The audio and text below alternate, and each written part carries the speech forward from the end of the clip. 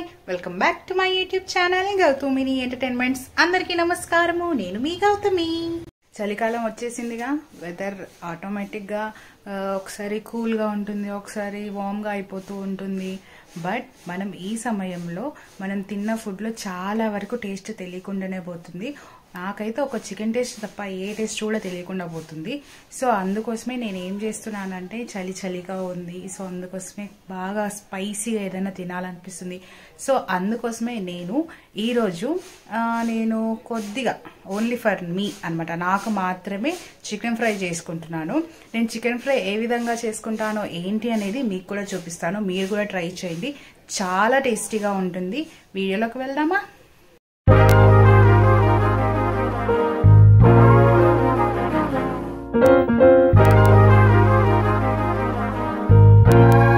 చెప్పాను కదా chicken fry only నా కోసమే చేసుకుంటున్నాను. సో అందుకోసమే కొంచెం ఉందన్నమాట. ఇది నాకు సరిపోతుంది. ఇది వచ్చేసి ఫస్ట్ కొంచెం మ్యారినేట్ చేసుకోవాలి. ఫస్ట్ చికెన్ని నీట్గా క్లీన్ చేసుకొని అందులోకి కొద్దిగా సాల్ట్, తర్వాత పసుపు, కారము 3 వేసుకొని బాగా కలిపి పెట్టుకోవాలన్నమాట. ఇలా దీన్ని ఒక హాఫ్ అన్ అవర్ పాటు మ్యారినేట్ చేసి పెట్టుకోవాలి.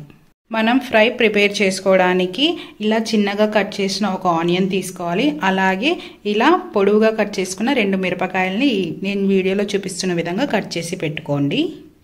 ఫ్రైకి మెయిన్ మసాలా అవసరం కదా, ఇవన్నీ మసాలా దినుసులు అనమాట. ఇవన్నీ వేసుకొని మనం పౌడర్గా తయారు చేసుకోవాలి.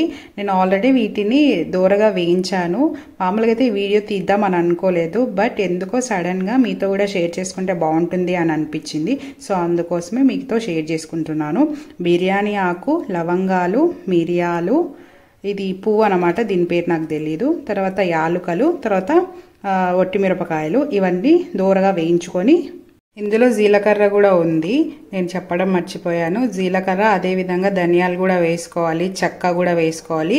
అది సపరేట్ పౌడర్ ఉందన్నమాట. సో అందుకోసమే నేను ఇందులో వేసుకోవట్లేదు. ఖచ్చితంగా మనకి ధనియాలు అదేవిధంగా చెక్క కూడా అవసరం అవుతుంది. చూడండి, గుర్తుపెట్టుకోండి ఇంగ్రీడియంట్స్.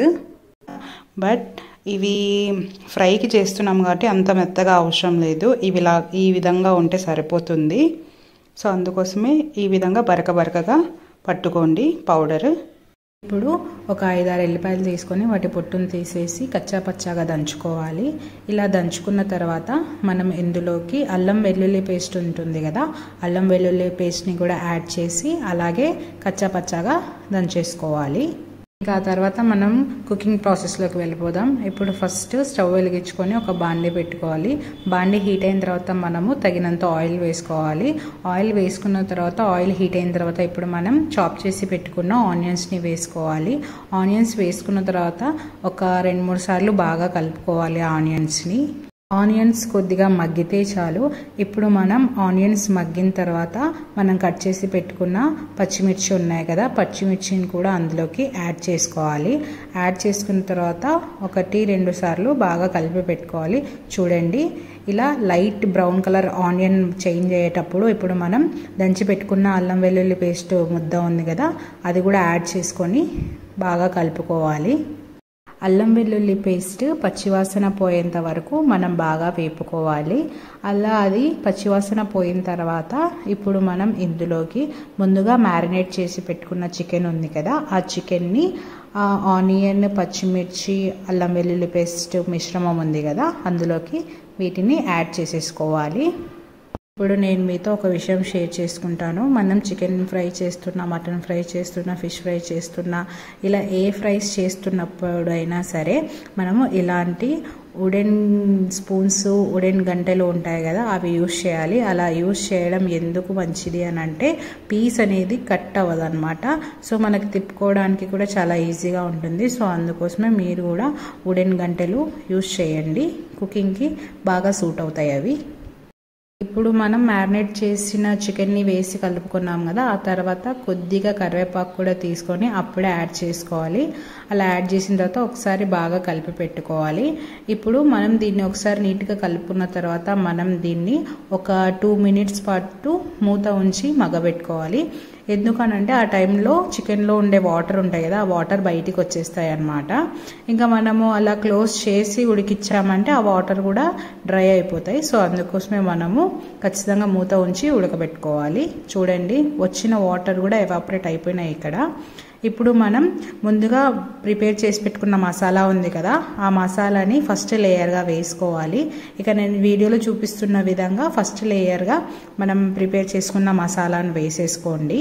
ఫస్ట్ లేయర్గా మసాలాను యాడ్ చేసిన తర్వాత ముక్కలకి బాగా అంటేలాగా పైకి కిందికి కలుపుతూ ఒకసారి నీట్గా కలిపేసుకోండి. మనం ఈ ప్రాసెస్లో కలపడం వల్ల ముక్కలకి వేసిన మసాలా బాగా అంటుకుంటుంది. ఆ తర్వాత మళ్ళీ ఒకసారి మూత ఉంచేసి ఒక 2 మినిట్స్ అలాగే పెట్టండి. ఆ తర్వాత మూత తీసి ఇప్పుడు మనం ఇందులోకి ధనియాల పొడిని యాడ్ చేసుకుంటున్నాము. నార్మల్గా అయితే మనం తయారు చేసిన మసాలా ఉంది కదా, అందులోనే ధనియాలు వేసి కూడా చేసుకోవచ్చు. బట్ మా ఇంట్లో పౌడర్ ఉంది కదా అని చెప్పేసి నేను అందులోకి ధనియాలు యాడ్ చేయలేదు. మా ఇంట్లో దాల్చిన చెక్క పౌడర్ కూడా సపరేట్గా ఉంది. సో అందుకోసమే అందులో యాడ్ చేయకుండా సపరేట్గానే ఇప్పుడు చెక్క పౌడర్ని కూడా నేను ఇందులోకి యాడ్ చేస్తున్నాను.